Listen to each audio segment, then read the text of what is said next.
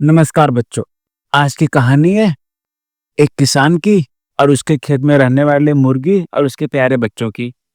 गोपी नाम का एक किसान था। उसने अपने खेतों में गेहूं की फसल उगाई थी और उसी खेत में मुर्गी और उसके प्यारे बच्चे आके रहते थे, जिससे उनकी दूसरे जानवरों से रक्षा हो सके।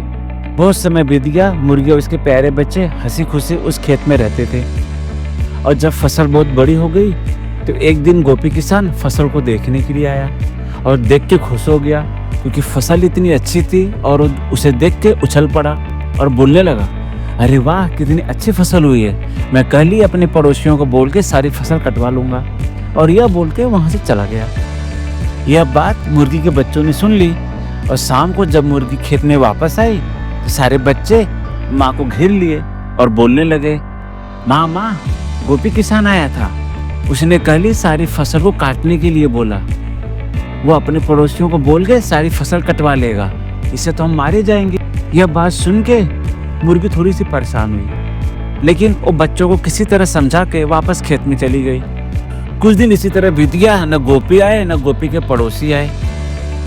बहुत दिनों बाद गोपी किसान वापस अपने खेतों को देखने के लिए आया और देखते ही बोला, अरे मेरे पड़ोसियों ने अभी तक फसल नहीं काटी।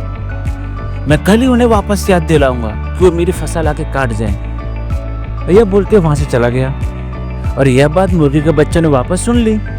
शाम को जब मुर्गी वापस खेत में आई, उसके बच्चे बोलने लगे, मामा, गोपी किसान वापस आया था और इस बार वो पक्का अपने पड़ोसियों को बोल के फसल कटवा लेगा। मुर्गी वापस अपने बच्चों को समझा के खेत में चली गई। बहुत दिन बीत गए, न गोपी आए न गोपी के पड़ोसी आए। फिर कुछ दिनों बाद गोपी वापस अपने खेतों को देखने के लिए आया और इस बार उसने गुस्से में बोला, बहुत हो गया, अब मैं कल खुद आऊंगा और सारी फसल को काट के ले जाऊंगा।